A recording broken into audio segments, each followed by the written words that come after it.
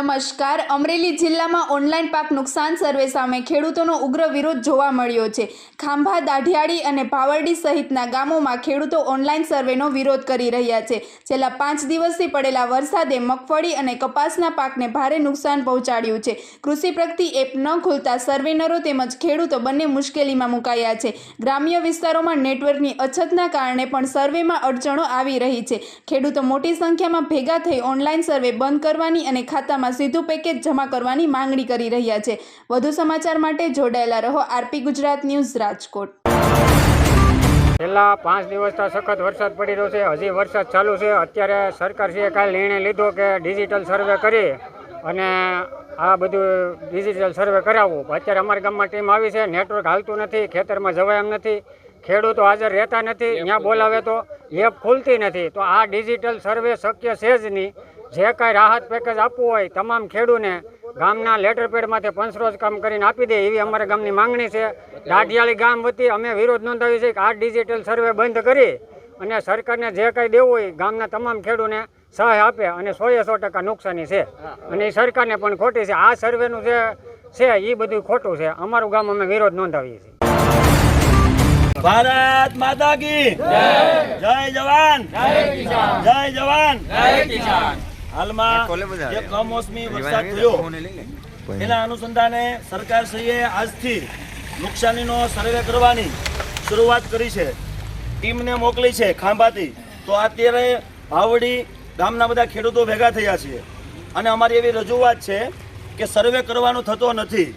કારણ કે આ કમોસમી વરસાદને લીધે બધા ખેડૂતોને 100% નુકસાન થયું છે. મારી સરકારને પહેલાં તો એવી વિનંતી છે કે પહેલાં તમે સ્વીકાર્યું છે કે આ ખરેખર 100% ખેડૂતોને નુકસાની છે.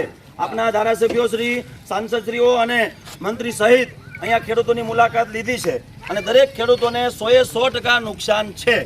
બરાબર? તો સર્વે કરવાની કોઈ જરૂરિયાત નથી. કારણ કે માંડવી પલ્લી ગઈ છે, ચારોલું પલ્લી ગયું છે, કપાસ તમામ પાક 100% ફેલ થઈ ગયો છે. તો હાલમાં સર્વે કરવામાં વાવાઝોડામાં તોકતેમાં અહીંથી ગામડેથી સર્વે ગયો તો ખાંભા અમરેલી સુધી અડધાને પૈસા મળ્યા, અડધાને ન મળ્યા.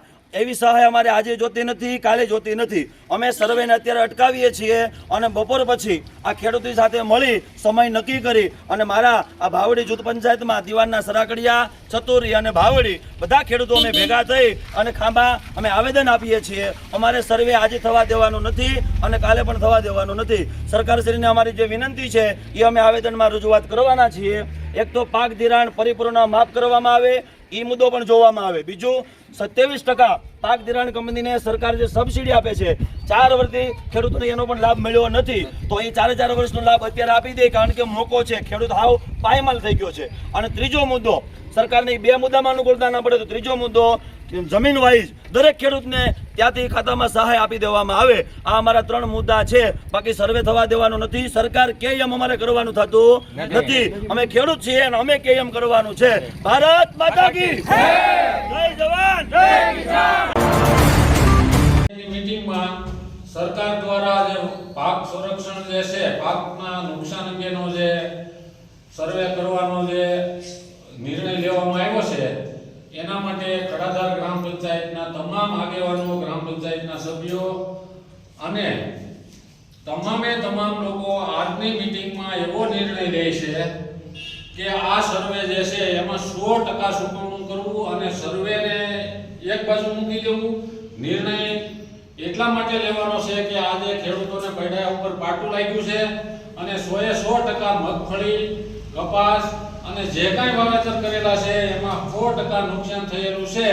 તો આના માટે સરકાર સર્વેને બાજુ ઉપર મૂકી અને તમામ ખેડૂતોને આનો જે કાંઈ એને લાભ દેવાનો હોય એ વગર સર્વે આપે એવું આજની મીટિંગમાં સર્વાનુમતે અમે લોકો ગ્રામ પંચાયત ખડાધાર ઠરાવ કરે છે. બોલો ભાઈ, બધા સહમત છો ને?